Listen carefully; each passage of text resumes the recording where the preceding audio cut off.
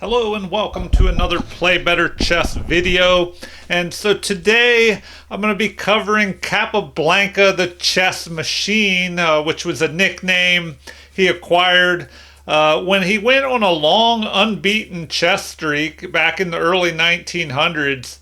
And this game here, he has the white pieces and he's playing against Richard Reddy, a famous chess master who the Reddy chess opening is named after. And there's actually been a couple, at least one, maybe two of these Reddy openings played in the current ongoing World Chess Championship of 2024. So let's see what happens here. It looks like Capablanca starts off with e4, a good solid move. The games usually tend to open up more when you play e4, and his opponent decides to play e6 here, the French defense. And a lot of times the French defense can end up in a more closed position in the center, and then you have to play around the center on the flanks. So let's see what happens here. d4, a good move here. If your opponent lets you place both pawns in the center, well, then you're controlling a lot of real estate here with these pawns. So why not place both your pawns here and kind of control what happens in the most important area of the board in the center there. So if your opponent is starting to build up a big pawn center, you want to try and attack it or prevent them from just taking over. So that's what the French defense does. You push this pawn to d5. It's backed up by the other pawn. So now Capablanca has to make a decision. Does he capture on d5? Or since his pawn is under attack here on e4, should he develop a knight here or here to defend? So let's find out. Capablanca presses his knight forward in a normal variation of the French defense, defending this pawn. And now we have knight to f6, adding more pressure to the pawn. So forcing Capablanca to make a decision, as there are two attackers of this pawn and only one defender. So the game continues with bishop to g5, pinning the attacking piece to the queen, preventing that knight from helping capture this pawn. So the game continues with bishop breaking the pin on that knight. So now the pawn pushes forward, gaining space. So in this mainline variation of the French, this happens a lot, where you end up with black pawns on e6 and d5, and then white pawns on d4 and e5. And in the French defense, a common theme is to push this pawn, attacking the base of white's pawn chain, and you attack with a less valuable flank pawn, trying to knock out a more valuable central pawn. And if this pawn on d4 falls, then the one on e5 will be a little bit weaker. All right, so the knight is under attack. What does Reddy do? He just retreats, unleashing a discovered attack by the bishop-queen battery on g5. So the game continues with an exchange. So this exchange kind of helps Capablanca because he gets rid of a dark squared bishop, which is a bad bishop because it's kind of blocked. Its mobility is blocked by these central pawns that were on the same color squares as his dark squared bishop. Whereas after this recapture here, it did help develop the queen off the back rank. So black has two pieces developed and white only has one developed. But white is left with a good bishop that's on the opposite colored squares of these central pawns. So black is left with the bad bishop blocked in by its pawns on the same color. All right, game continues with queen developing, and already white has the possibility of castling queenside. Black goes ahead and castles his king to safety, which is always a great idea, to castle early and castle often. Get the king to safety behind this wall of pawns, and also the rook gets closer to the center. You may have the option of pushing this pawn and attacking the central pawn formation. That's one option. Or the rook could, move to another square here. All right, now, when pawns are locked in the center like this, we see white central pawns are aiming towards the king side, and black's central pawns are aiming towards the queen side. So general chess principles dictate that when this happens, the white would like to push his pawns on the king side here, because that's where the pawns are aiming, and you start attacking on the king side and then funnel your pieces in behind the pawns as you move them. And opposite is true for black. Black's pawns are aiming at the queen side, so his options are to push this pawn and start attacking over here on the queen side. So the game continues with, sure enough, Capablanca pushing this pawn, gaining space. In the future, he may attempt to push forward, or he could leave this pawn here where it backs up his strong central pawn that is giving him a lot of extra space in the middle. All right, counterattack. So common theme in the French defense is to push that c-pawn and target the base of white's pawn chain here.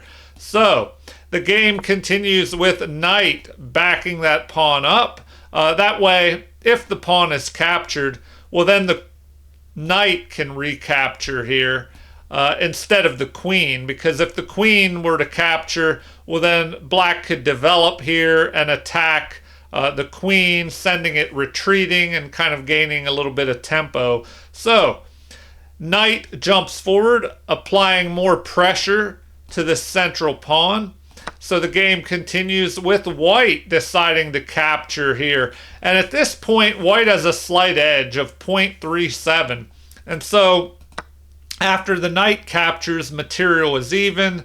And the game continues with white developing the bishop here, lining up on the king side. Also freeing up white to castle to the king side. And if that occurs, the rook would be behind this pawn that is pressed forward.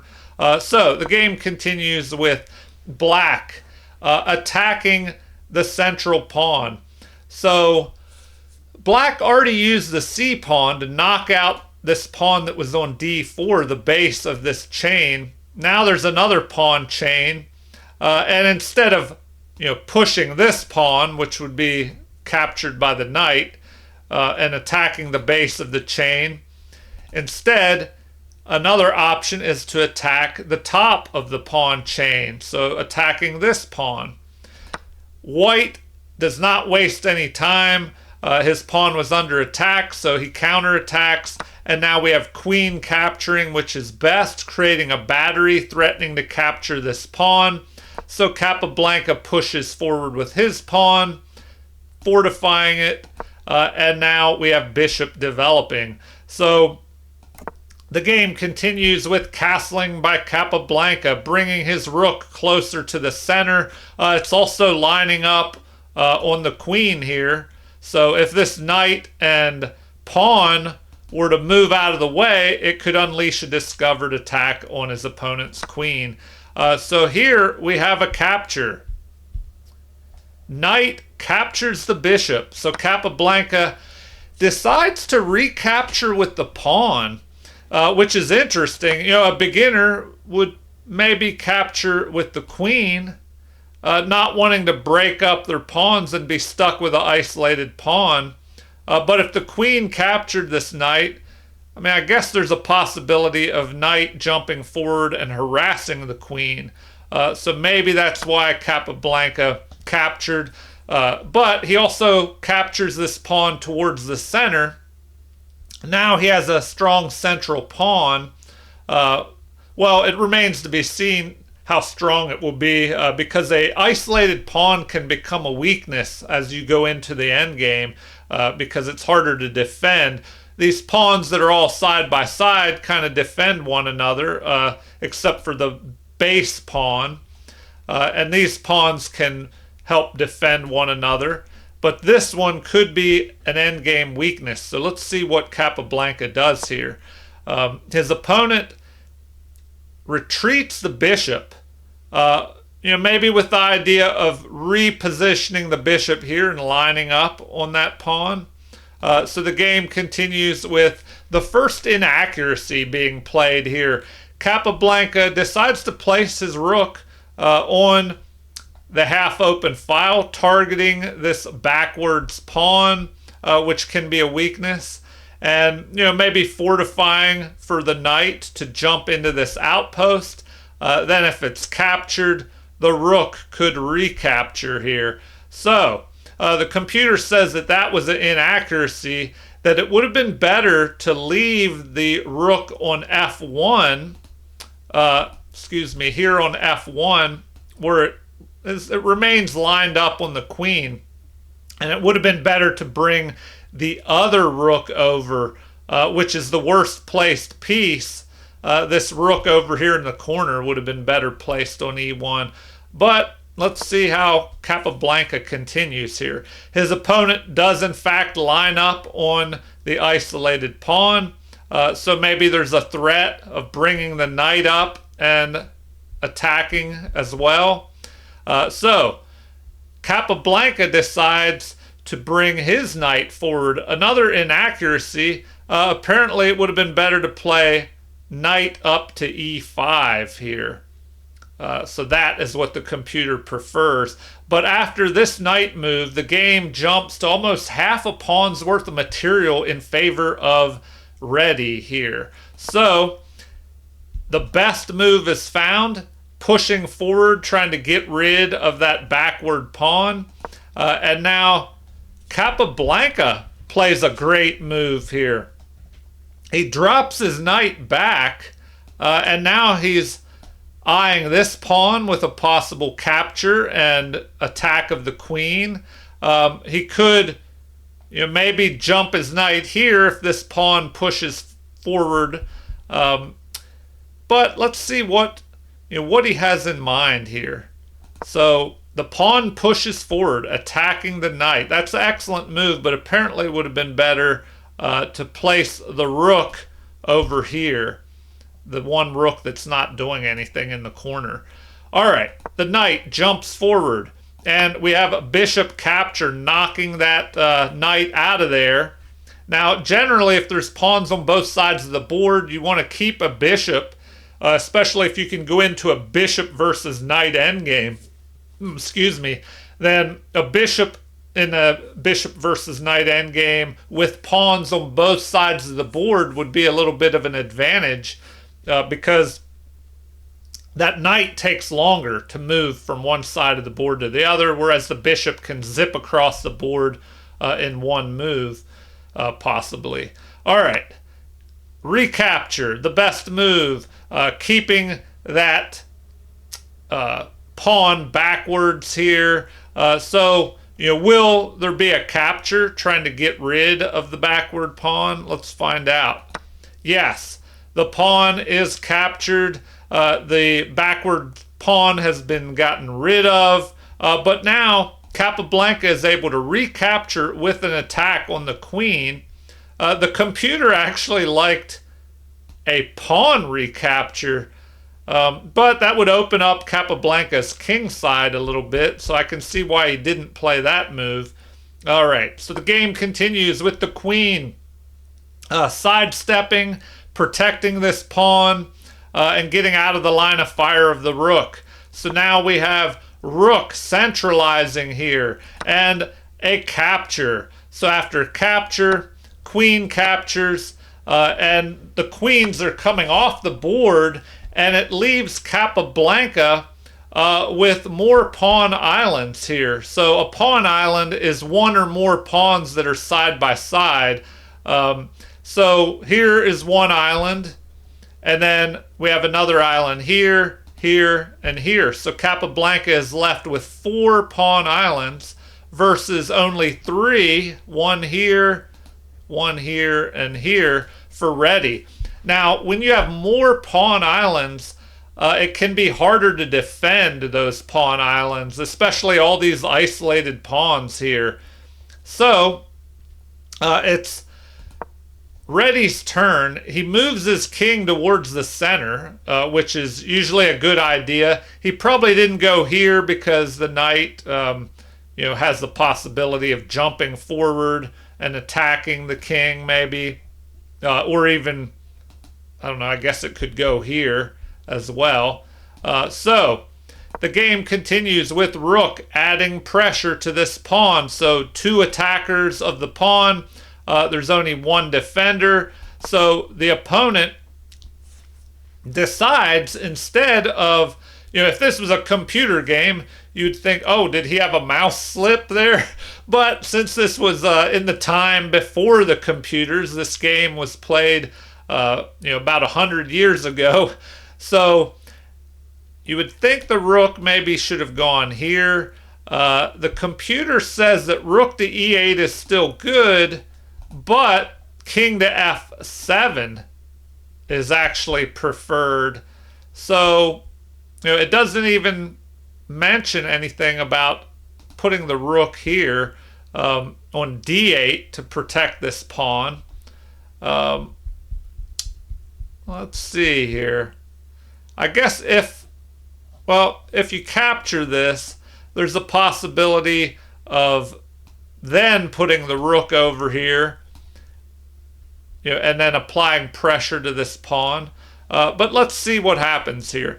The king steps up, and now we have the first mistake of the game, I believe, here. h6 says this is a mistake, that rook to e7 would have been better, because then if there's an exchange of rooks, the king would be able to capture and be further centralized, further up the board, and you definitely want to get your king into the action towards the end of the game when there's very few pieces on the board. All right, a missed opportunity here. Apparently it would have been better to exchange off rooks here. So with this move, we have a capture, the best move in the position, and then after a pawn capture, it gets rid of an isolated pawn, and these pawns are side by side, although this pawn cannot move forward, of course, unless this pawn is knocked out. So we have an attack by the rook. Instead of defending, the king steps forward, because now if we have a capture, then the rook will capture this pawn. So king steps forward, and we have the rook defending. Now rook sidesteps here, applying pressure to this pawn, preventing the king from stepping into the action. So the game continues with pawn pushing forward, and now an attack being made, threatening to capture, and go ahead in material here. So the king steps up to defend, and apparently this was a mistake here. It would have been better to go over here attacking this pawn. So now we have capture, and the king centralizes. A great move here. Getting the king into the action, keeping pressure on this pawn, which forces the rook to defend, and then it kind of frees this rook up a little bit more, although black does have this passed pawn here, but the king is close enough to that to maybe step over and help attack it. All right, king attacking the blockading piece, trying to get that piece out of the way and maybe allow this pawn to push forward. So the rook, Capablanca finds the best move here. He drops his rook back, and when there's a king that is heading towards your rook, a lot of times it's best to place your rook as far away as possible, because now, it takes a lot longer for the king to get down here and attack this rook. All right, the king starts moving towards the rook, with the idea of escorting his pawn up the board, perhaps. And this is an inaccuracy. Immediately pushing the pawn to g4 would have been better. So now we have e6, the best move in the position. And the game continues with this pawn finally pushing forward. But it looks like Capablanca is, just about winning here already. So the pawn pushes forward, and this is where Reddy resigned. So let's take a look at this and see how things could continue.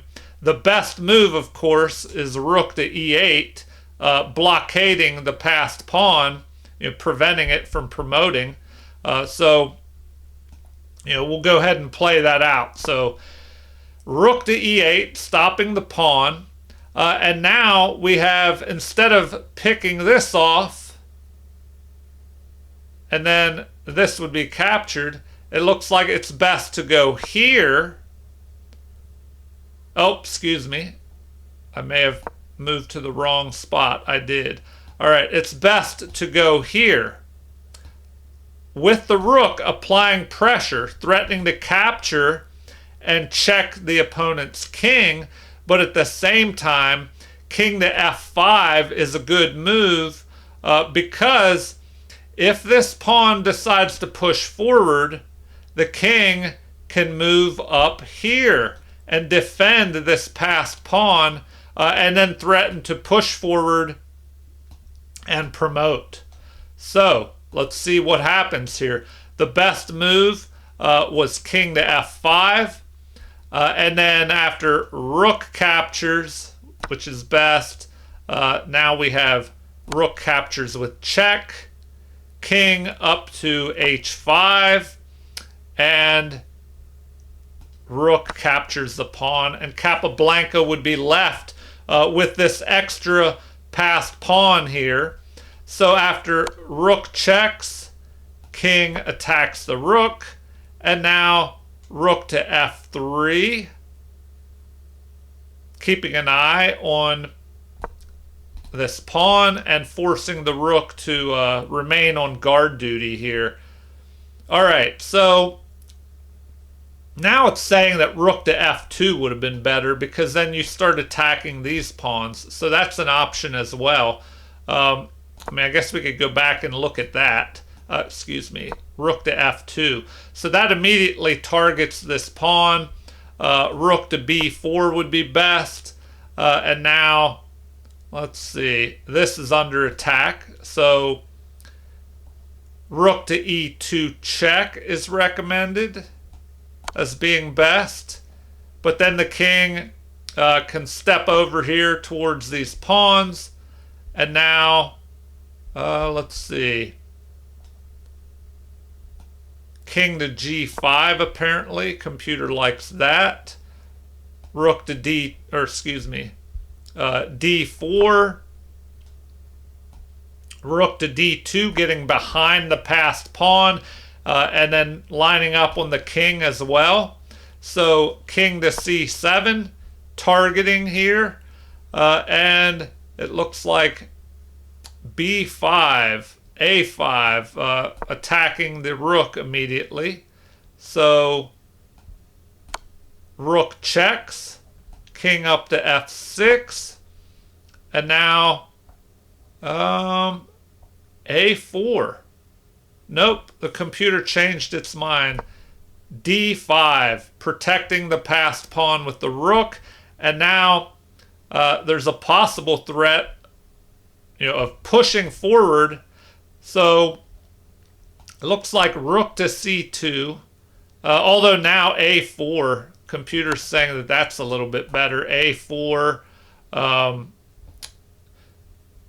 But after this move, d6, that's looking pretty strong. The king goes here, adding pressure along with the rook to this pawn. So rook to b6, that protects and also threatens to push forward with the discovered check. So that's looking very dangerous. So Capablanca, would have won the game. And the Capablanca was known for his outstanding endgame play. He was called the chess machine, this nickname, because he could play a game that looks even. They kind of call, the modern day players consider Magnus Carlsen and Capablanca to be similar because they could play very strong chess. The game looks like it's even. And then Capablanca or Magnus Carlsen can go into an end game and it ends up being winning for them. And the opponent, is not sure what exactly happened, how they ended up on the losing side of the end game. All right, well, before I end this, let's look at the accuracy rating here. So Capablanca played with 96.6% accuracy, and his opponent played with 91.7% accuracy. So both players played pretty strong, but Capablanca went into that winning endgame and outmatched his opponent, Richard Reddy, who was a strong chess master of this time. All right, 3 great moves by Capablanca. The bad moves, we have one miss by Capablanca, but 2 mistakes by his opponent. And let's see here. 2 inaccuracies by Capablanca and 1 miss. His opponent had 1 inaccuracy and 2 mistakes. So good game by these players. Capablanca, such an outstanding player. I recommend you go over his games. Every chess player that wants to improve should definitely take a look at games by the 3rd world chess champion Jose Raul Capablanca of Cuba. All right. Well, feel free to leave any comments. Like and subscribe to support the channel if you haven't already. Thank you for watching and have a super chess day.